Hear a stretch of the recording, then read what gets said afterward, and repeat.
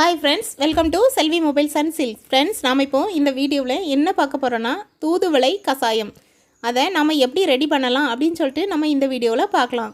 தூதுவளை கஷாயம் சளிக்கு மிக சிறந்த ஒரு மருந்து.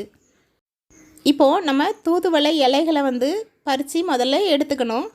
அதை நல்லா சுத்தம் பண்ணணும். அதை நம்ம நல்லா தண்ணீர் விட்டு நல்லா அதை கழுவி அந்த இலைகள் எல்லாத்தையும் நம்ம எடுத்துக்கலாம். அதுக்கப்புறமா என்னெல்லாம் வேணும் அப்படின்னா, 1 ஸ்பூன் ஜீரகம், கொஞ்சம் இஞ்சி துண்டுகள், 1 ஸ்பூன் மிளகு, அது கூட நம்ம 2 ஓமவல்லி இலையையும் எடுத்து அதையும் நல்லா கழுவி எடுத்துக்கணும். இப்போ ஒரு மிக்ஸி ஜாரில் இந்த இஞ்சி, நல்ல மிளகு, ஜீரகம், ஓமவல்லி இலை, அதுக்கப்புறமா தூதுவளை இலை, கொஞ்சமாக தண்ணி, இதை விட்டு நல்லா மை போல் நல்லா அரைச்சி எடுத்துக்கணும். இப்போ பார்த்தீங்களா, நம்ம இது எல்லாத்தையும் அரைச்சி எடுத்தாச்சு. அதுக்கு பிறகு நாம் இதை ஒரு பாத்திரத்துக்கு மாற்றி அதில் கொஞ்சம் தண்ணி ஆட் பண்ணி நல்லா கொதிக்க விடணும். கொஞ்ச நேரம் இந்த சாறை நல்லா கொதிக்க விடுங்க.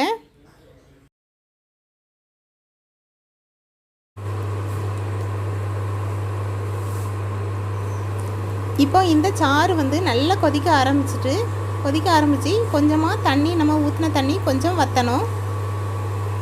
கொஞ்சம் தண்ணி வற்றினதுக்கு அப்புறமா நம்ம அதை எடுத்து நல்லா அரிப்பு வச்சு அரித்து நல்லா வடிகட்டி நம்ம எடுத்துக்கலாம்.